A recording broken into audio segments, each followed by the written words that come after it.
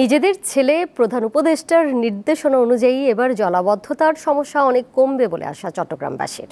বুধবার নিজ জেলা সফরকালে প্রধান উপদেষ্টার দেয়া আশ্বাসে সন্তুষ্ট বন্দরনগরের মানুষ।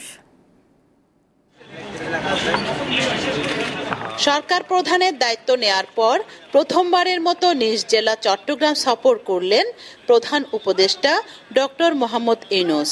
নিজ জেলার সন্তানকে সরকার প্রধান হিসেবে কাছে পেয়ে উচ্ছ্বসিত চট্টগ্রামের মানুষ। প্রত্যাশার ঝুড়িটাও একটু বেশি। সরকার প্রধানকে কাছে পেয়ে নতুন বাংলাদেশের প্রত্যাশা ও আকাঙ্ক্ষার কথা জানান শিক্ষার্থীরা। সার্কিট হাউজে প্রধান উপদেষ্টার সাথে দেখা করেন জুলাই অভ্যুত্থানে নেতৃত্ব দানকারীরা। আমরা যেন সুন্দর একটা বাংলাদেশ পাই, যে বাংলাদেশে কোনো অন্যায় থাকবে না, অনিয়ম থাকবে না, টেন্ডারবাজি থাকবে না, চাঁদাবাজি থাকবে না, এই আর কি আমাদের প্রত্যাশা।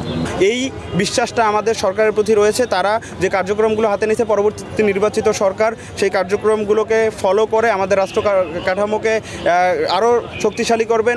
গণ অভ্যুত্থানের সুফলতা পেতে প্রধান উপদেষ্টার উপর আস্থা রাখতে চান জুলাই আন্দোলনের সম্মুখ সারির মুখপাত্ররা। চট্টগ্রাম মহানগরীর মহাদুর্ভোগ জলাবদ্ধতা নিরসনের বিষয়ে সিটি মেয়রের সাথে কথা বলেছেন প্রধান উপদেষ্টা। এই বিষয়ে প্রধান উপদেষ্টাকে আশ্বস্ত করেছেন সিটি মেয়র। আমরা যে কাজ হয়েছে আপনার নেতৃত্বে, আপনার বদান্যতায় আমরা মনে করি যে 50% হলেও জনগণকে আমরা ইনশাল্লাহ এইবার জলাবদ্ধতার হাত থেকে আমরা মুক্তি দিতে পারবো।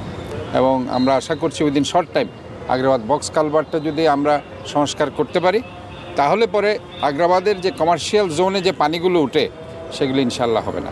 সফরকালে চট্টগ্রাম হার্ট ফাউন্ডেশনের হাসপাতালের জন্য 23 একর জমির দলিল সংশ্লিষ্ট কর্তৃপক্ষের কাছে হস্তান্তর করেন প্রধান উপদেষ্টা। রুনা আনসারী, দীপ্ত সংবাদ, চট্টগ্রাম।